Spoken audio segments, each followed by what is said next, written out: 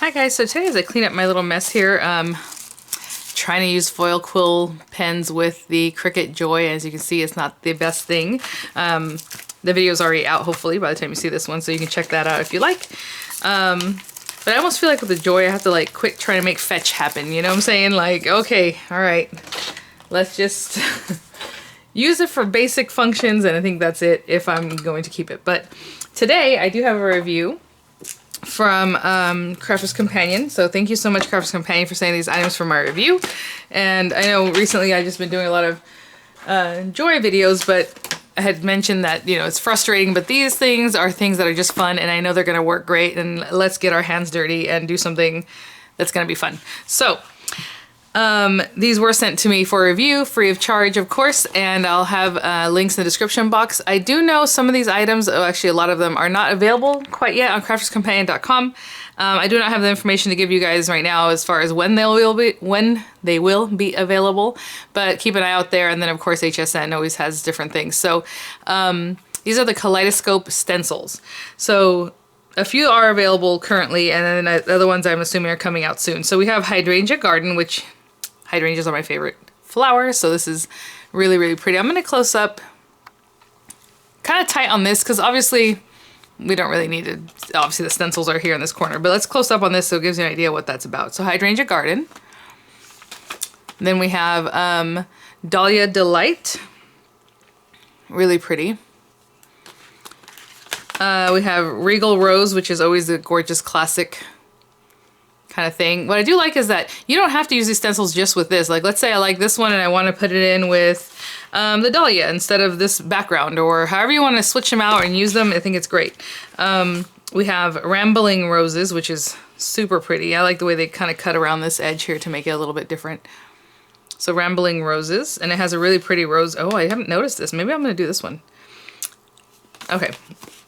Then we have Radiant Roses, and this one's a little more stylized, a little more contemporary, I guess, with the way it has the little squiggly lines here, and then the roses, really pretty.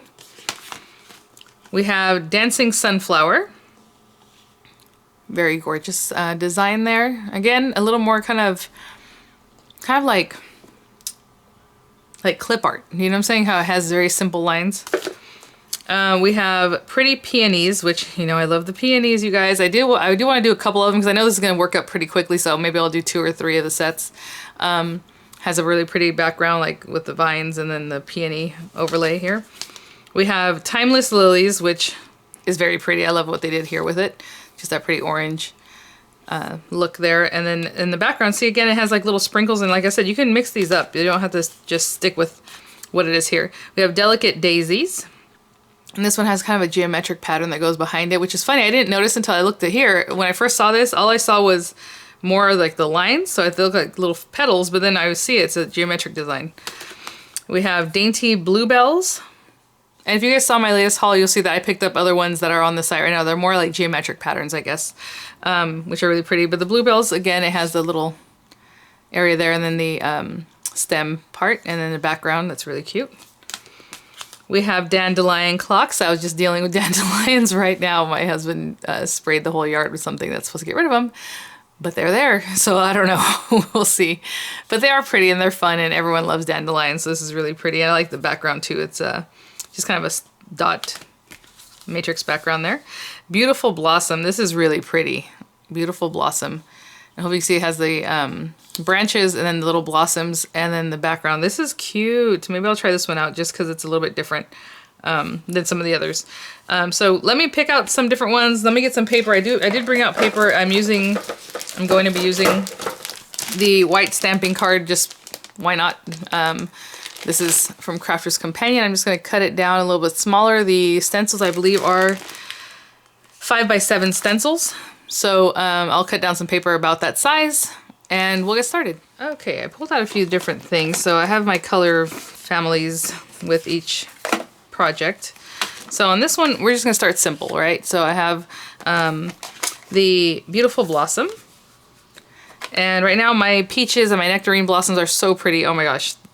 I love having them in my backyard, even if they don't give me fruit, which they are. Some of them are already fertilized and have a little tiny fruit, so it's so cute. But I'm going to use parakeet for the background. I'm going to use Friar Brown. These are all quick dry for the bases there. And then fuchsia, which is nice and bright for the flowers. So I do have this. I need fuchsia color that has like a fuchsia look. I have brown, and then what did I say? A blue?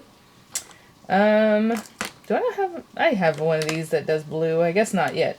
Not really. So let me grab a... Huh, that's interesting. One of these does blue, I know it does. But I'll just start a new one for blue. So these are just Spectrum Noir blending tools. And let me get some of this stuff to the side. And now the rain is coming down, so hopefully... I don't know if you'll be able to hear it or not. Alright. So open up, we have our gorgeous stencils, and it's up to you how you want it. I usually do a background layer first. Let me grab a box.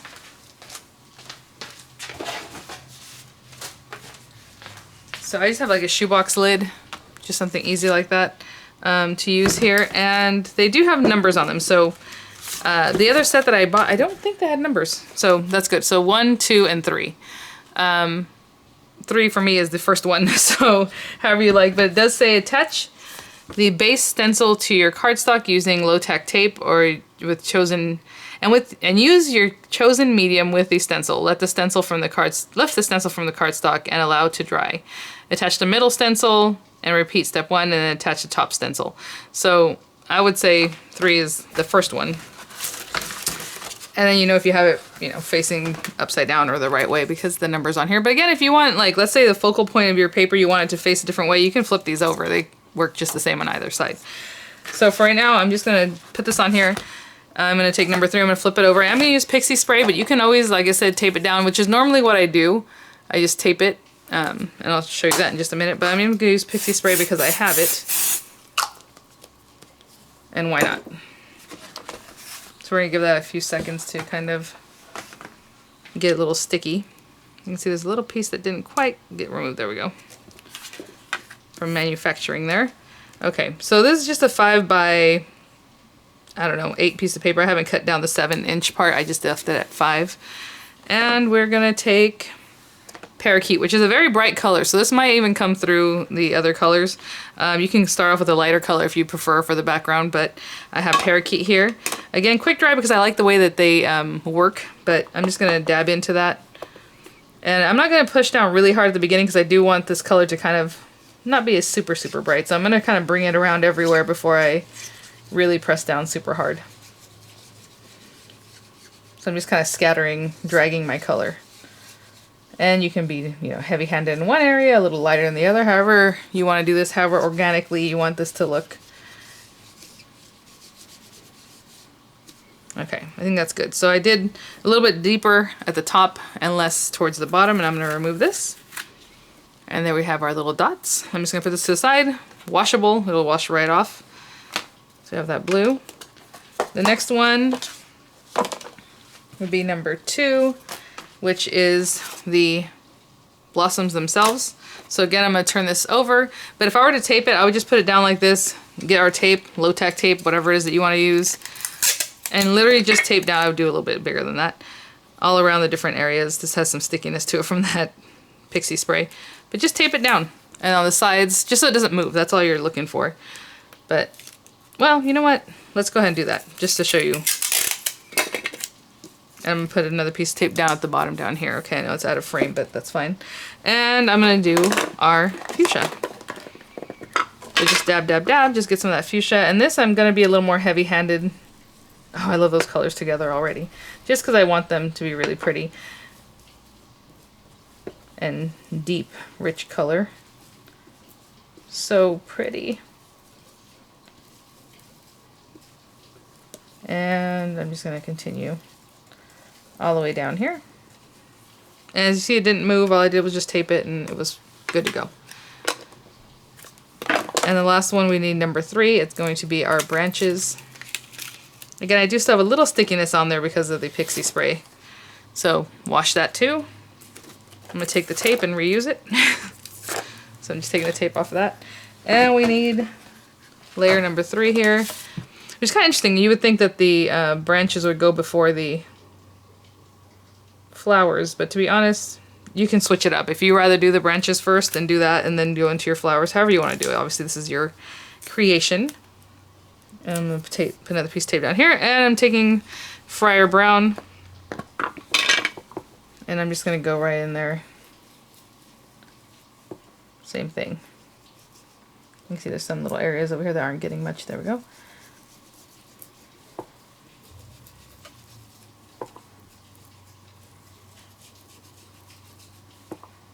I always like to start at the top, go work down, but however you work is great. So on the next one, I have a spray that I want to try to use, and we'll see if it works. It may be a total fail, but just something I wanted to try out. So there's that. And let's remove this for our reveal. So pretty. I love that. Gorgeous. We might take one of these to make a card, a simple card at the end. I just don't know which one yet. So let me put that to the side.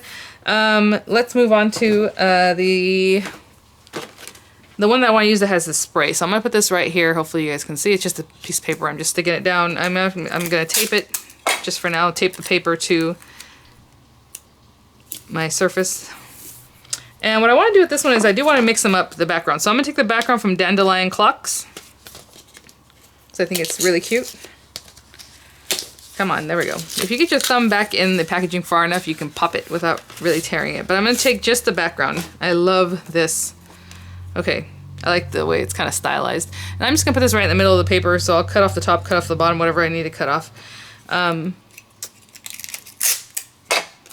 I'm going to just tape it down, not covering any of the stencil area. And on this one, I'm going to use this stuff. And, you know, we get our little things from Crafter's Companion. This came in a mystery box or bag, or however you want to call it. And I have never used it. And it's Shake and Gilt, liquid gilt. And it says it dries fast. It goes on any porous surface. I have never used this. I haven't even squirted it before. So let's try this out, and hopefully this will work. So I'm going to spray right from the top. Oh, wow, this stuff is amazing. Oh, hopefully it doesn't get too far under the stencil. I'm going to have to pick it straight up. Like this one down here, I can see I put quite a bit there. Okay. I'm going to leave it just for a second, like seriously. Not too long. When I pick this up, I'm going to pick it up straight up, okay? Because it's very liquid. Well, obviously it's called liquid gilt, but what does it say liquid gilt? It just says shake and something gilt. Okay, I'm going to remove this. Not move it too much. This is so pretty. And I'm going to go straight up with it and remove it this way. I love that. Very organic, super cool looking. I'm going to go take care of this mini. I'm gonna go wash this off right now before I make a mess, and I will be right back to wash. But this is awesome. So what I'm gonna do is dry it. Even though it says it's quick drying, I'm gonna hit it with my heat tool just to get it dried and all over. And I will be back once it is dry and ready to go. I took off my surface because I wanted to clean my surface. This stuff went everywhere, which it is lovely. And at first I was kind of scared. This is the thing. It's glittery, and I figured, or shimmery. When we go and rub in our stencil colors, it might reactivate. So I don't know about that part yet, but while it was still wet, yes, you can touch it and it puts shimmer on your hand. But once it really dried, I mean, nothing's really coming up. This stuff is interesting. I love it. Okay, so I'm going to put this back down here, I guess, so we can kind of see everything. And then I'm going to go ahead and tape it back down, just because it is kind of warped from having worked with it. Oh, you know what? My surface is still a little bit wet, so it doesn't want to be taped. But that's okay. I'll tape this bottom part. Okay, so let's go ahead and open up our Rambling Roses. And we literally only need the top 2 layers. I guess you could even still use all 3 layers if you wanted to. I mean, you can keep going as many layers as you like, obviously, to a certain point, right? So this one's very pretty. It does have that really cool stylized kind of rose background. But I'm going to go into number 2 and then number 3. I'm sorry, number 1. I'm trying to see how this is. That is so interesting. You know what? I'm going to switch it up, you guys. I think. Let me look at this a little bit longer, because I feel like, yeah, this is going to be the lighter stuff. I'm going to use number 1 next, okay? And I'm just going to place it wherever I feel like, because obviously I want to encompass those pretty dots and all that. But if I had just line it up wherever you left off, basically. And I'm going to go right on the very edge of this line because this one goes right to the edge. I don't know if you can see that. I don't want to cover that up. And I'm going to put a piece of tape down at the bottom too. And hopefully this thing won't move around too much on me because the way I had to clean my surface, it's really just wanting to pick up. Okay, I'm going to go to number 1 first because that's going to be like most of like the lighter color, and then this comes in with the detail. So this one's going to be darker, number 2. So I'm going to leave that to the side for now. And hopefully I'm not doing these right. It might be that you do 1, 2, 3 like it said. Right, so number 1, and then number 2, and then number 3, even though that's the dots, like you would think that's in the background, do that last. I did it backwards, the first one. Apparently, you know, you can do whatever you like, hopefully. So for this one, I'm going to go in with Lemon Tonic with the yellow, and then I'm going to go over crushed with Chinese red, and I guess I do need some green too for this one because it has greenery, doesn't it? So I'm going to do the lighter of these 2 greens, which is Spring Meadow and then Grasshopper. So let me get my yellows open. Let's do that first because I think I can do a larger area. I thought I already had a yellow dabber. Yep, there. No, that's a green. Let me... Oopsie. So I have a green dabber here. Oopsie. And I think I'm done with brown, so I'm going to remove that and I'll make another one yellow. Get this going. And then we have our yellow. So yeah, maybe I did it backwards. It's okay. Let's not tell anybody. Okay, I want to see if this is supposed to be green. Obviously you do whatever you like, it's kind of organic, but I do want to see if that's supposed to be a leaf right there. It looks like it should be a leaf. This one, that one. Okay, it's not. Alright, so I'm dabbing into the yellow and I'm just going to bring that in here as much as I can. I still always hold down my stencils just because you never know, so just into this area over here, and then that's green, green, green. So I think that's good enough for this. And then down here we're gonna do more yellow. This is so pretty, and of course you can make this as deep and rich as you like. I'm just kind of going over. Yeah, that gilt is not reacting, so that's really cool. Okay, I think that's it. And then we're going to go in with our green. I'm going into Spring Meadow. I'm going to cover the yellow one because knowing me, I'll dip right back in there. So we're doing the lighter green. Here comes those raindrops. It's so funny when you look at your forecast and it's like rain until, you know, the whole 10-day forecast. And then every day it changes out. It's still more rain, still more rain, still more rain. All right. So I think that's good. A little bit more here. All right, and now I'm going to switch out to the darkest colors, which, let me put this green back because we need that in just a minute. I'm going to do Chinese red. I do not think I have a dabber for the red. I'm still going to use this green for Grasshopper because that doesn't bother me at all. So let me switch out. Maybe I do have one that has a little bit of red. I'll take off this yellow one and put this in.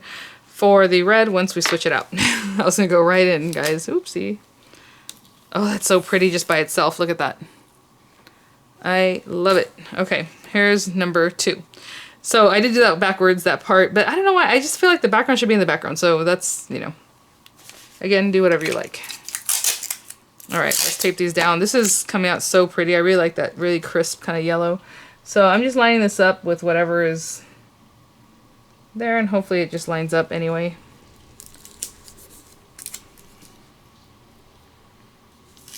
Okay, ooh, this is the moment of truth.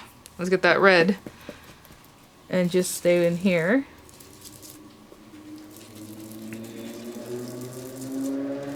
Oh, there goes a guy who fancies himself a motorcyclist. Okay, here we go. And then down to here.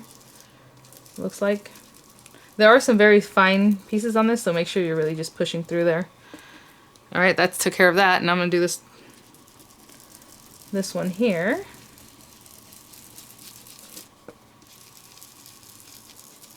These are really easy to work with. Nothing's really moving around as far as the stencils goes. I think that's everything.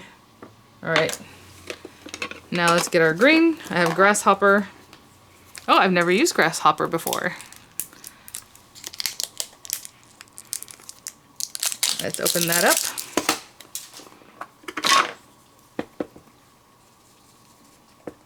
Oh, Grasshopper's so pretty. I think I'm covering a piece of my stencil there, but that's okay. The tape was covering a little piece. Sorry if I'm shaking the table. I'm sure I am.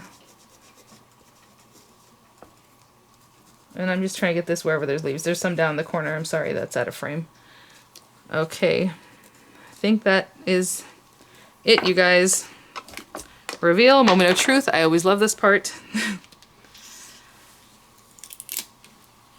Oh, wow, so pretty.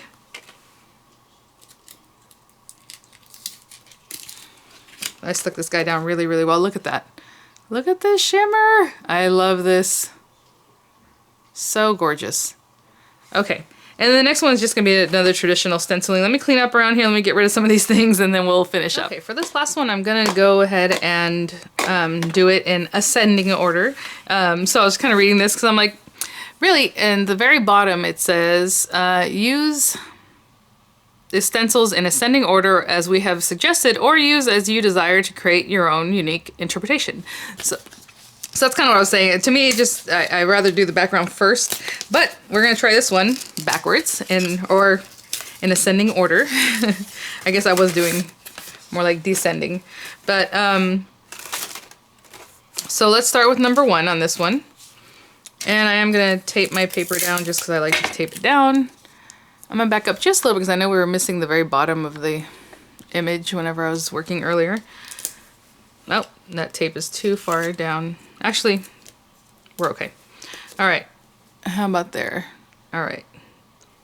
Excuse me. So I'm going to tape it.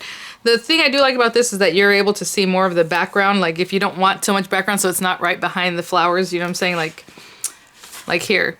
If you want to maybe skip this area because they're touching, and don't do that area, or just around the flower, right? So that is one benefit of doing it this other way.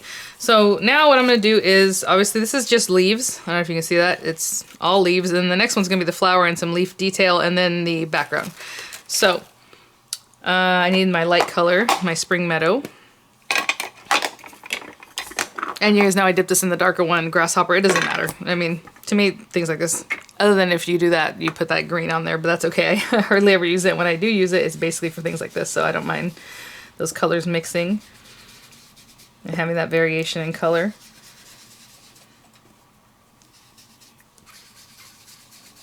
So that's it for that layer. Very simple.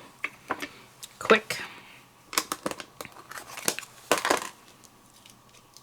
So that was number 1, and I'm going to move on to number 2. Just set that up again so you guys can see everything. There we go. Okay, number 2 has again, the flowers and the leaf detail. So I'm going to line that up. Super easy to line up. Just by looking at it, you can line that up pretty well. And I think that's good right there. I'm going to tape this down. Since there's big areas, I can put the tape, be a little more generous with it. Sometimes when it's right on the edge, you want to be more careful with it. And so this time I'm going to go ahead and do the Grasshopper. There's some on the edge over here, I can see. There's some on the edge over here. I'm trying to stay within that area, but obviously it might get around, might get away from there.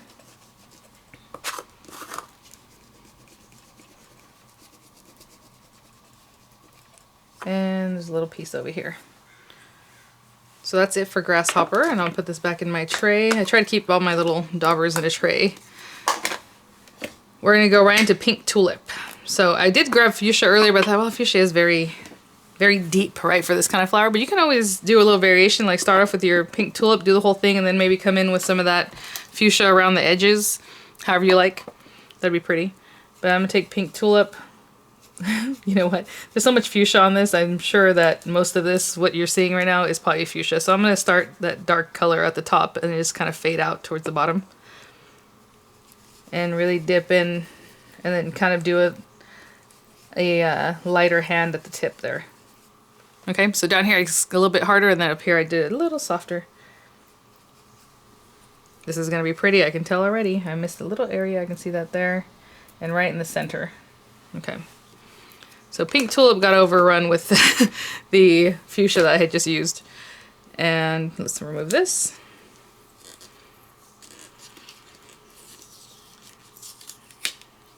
Oh, that's so pretty. I always say it with stencils. Stencils are pretty. I mean, I haven't used them a lot, and that's kind of why I wanted to go ahead and use these, because it's something that I don't do very often, but they are gorgeous. And then we're going to line this guy up. I'm just kind of eyeballing the edge of where I left off, basically. I'm just going to stick that down and paying attention to the bottom too. Up here, there, well, I moved just a little bit, but here we go. All right. Stick that down. And we're almost there, and this is what I'm trying to say about this background, so that it's not showing through, or you can control it a little bit better. And apparently I'm using Spa Blue, which I've never used before either. Okay, so this one's interesting. It's kind of a gray tone. Let's use a new dopper. I would go right in with the blue, but I learned my lesson from that last time, that fuchsia. It might be a little too much, so let's go in here. And Spa Blue is kind of grayish, and that's kind of why I picked it, just to kind of blend out in the back. So I'm going to start in this top corner and just bring it down real gentle. So as I get in here, I can see like this is overlapping a leaf. Maybe I don't want to do that so much. You know, so maybe I want to get in here. And that way it looks like it's more recessed, but it actually isn't because it's on top. But I'm just trying not to hit those areas so much. I hope that makes sense. So see how I'm kind of pivoting or tilting my little brush here. So a few different ways to use these. Hopefully that helped you guys out. It was fun for me trying out some new stuff like that gild, that liquid gild. My goodness, that thing's awesome. So I'm just trying to see where else I can put this without, and maybe a little bit right there just to finish that off. And now we have a little more control of where to actually do it. Unless you want to go over the whole thing like we did earlier, you know, that's up to you. All right. Here's our reveal. Oh, I like that. So again, more control.